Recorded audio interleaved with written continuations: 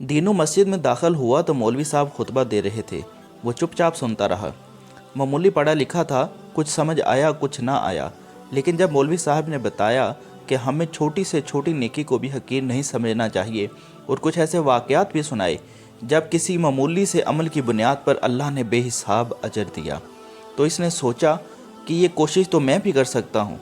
बस जनाब, नमाज ख़त्म होते ही वो मौलवी साहब के पास पहुँचा और इनसे कोई आसान सी किताब मांगी जिस पर अमल करके वो भी सवाब कमा सके। उन्होंने इसका शौक़ देखते हुए इसे एक आसान सी हदीस की बातर्जमा किताब थमा दी।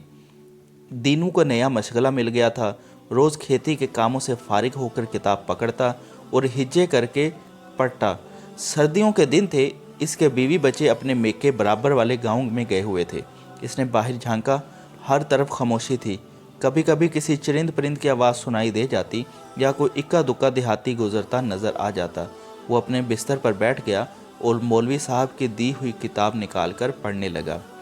हज़रत अबू हुरैरा रज़ियल्लाहु ताला अन्हु से रिवायत है कि रसूल अकरम सल्लल्लाहु अलैहि वसल्लम ने फरमाया, क़यामत के दिन अल्लाह अज़्ज़ा वजल एक शख्स से फरमाएंगे, ए इब्ने आदम, मैं बीमार हुआ, तूने मेरी अयादत नहीं की। तीनों चौंक गया और हैरत के आलम में आगे पढ़ने लगा। ए इब्ने आदम, मैंने तुझसे खाना मांगा तो तुमने मुझे खाना नहीं खिलाया। दीनू मज़ीद परेशान हो गया। इसे तो पता ही नहीं था कि अल्लाह को भी ये सब चाहिए होता है। इसने अटक अटक कर आगे पढ़ना शुरू किया। ऐ इब्ने आदम, मैंने तुमसे पानी मांगा था, तुमने मुझे पानी नहीं पिलाया। दीनू की आंखों से आंसू निकल आए। इसने किताब बंद कर दी। सबसे पहले तो इसने रो रो कर अल्लाह से अपनी लाइल्मी की माफ़ी मांगी और फिर मौलवी साहब के बताए हुए तरीके के मुताबिक दुआ मांगनी शुरू कर दी और अल्लाह से इल्तजा की कि वो इसे तौफीक दे कि वो इसके घर पहुंच सके, या अल्लाह को जब ज़रूरत हो ख़ुद इसके घर आए, वो इसे खाना भी देगा और इसकी पूरी देखभाल भी करेगा। अगले दिन दीनू सुबह सवेरे उठ गया और जल्दी जल्दी घर साफ़ करने लगा। इसे बहुत उम्मीद थी कि अल्लाह ने इसकी इल्तजा सुन ली होगी और वो ज़रूर इसके घर आकर इससे खिदमत का मौका देगा। तब ही इसे बाहर किसी के खांसने की आवाज़ सुनाई दी। इसने जल्दी से दरवाज़ा खोलकर बाहर झांका तो लेकिन बाहर तो रहमत चाचा खड़ा था।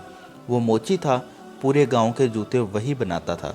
दीनू ने इससे अलैक सलैक करना चाही, मगर वो कुछ बुझा बुझा नज़र आ रहा था। क्या बात है, तुम्हारी तबीयत कुछ ठीक नहीं लग रही। दीनू इसे घर के अंदर ले आया। बेचारा रहमत बुखार में फनक रहा था। दीनू ने जल्दी से इसे चाय बनाकर पिलाई और इससे इलाज के बारे में पूछा। छोड़ो भी, क्या दवा लेनी, कब से ऐसे ही चल रहा है, खुद ही ठीक हो जाएगा, रहमत ने बेजारी से जवाब दिया। दीनू समझ गया कि रहमत के पास इलाज के पैसे नहीं हैं। वो अंदर गया और कुछ रकम इसे ज़बरदस्ती थमा दी। अपना इलाज ठीक से करवाओ और अगर मज़ीद ज़रूरत हो तो मुझे बता देना। रहमत हक्का बक्का रह गया। इसकी आंखों में खुशी के आंसू थे। वो इसे दुआएं देता हुआ रुखसत हो गया। दोपहर हो चुकी थी। दीनू ने जल्दी जल्दी खाने की तैयारी शुरू की। इसने खाने की मिकदार ज़्यादा रखी थी ताकि जब अल्लाह आए तो खाना काफ़ी हो जाए। वो बार बार बाहर झांकता लेकिन अल्लाह कहीं नज़र नहीं आया।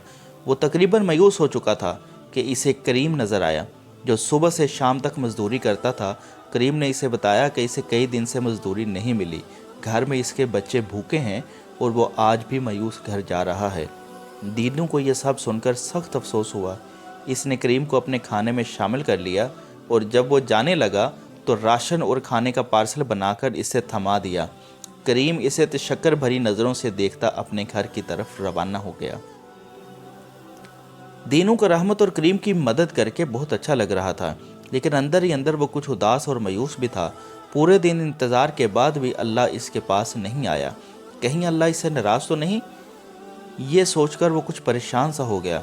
इसने जल्दी से अपनी हदीस की किताब निकाली, पहले पिछला सबक दोहराया और फिर आगे पढ़ना शुरू किया। वो शख्स हैरान होकर कहेगा कि ए मेरे रब, मैं आपकी अयादत कैसे करता, हालांकि आप तो रब्बुल आलमीन हैं। अल्लाह ताला फरमाएंगे, क्या तुझे मालूम नहीं कि मेरा फ़लाँ बंदा बीमार था, अगर तुम इसकी अयादत करते तो मुझे इसके पास पाते।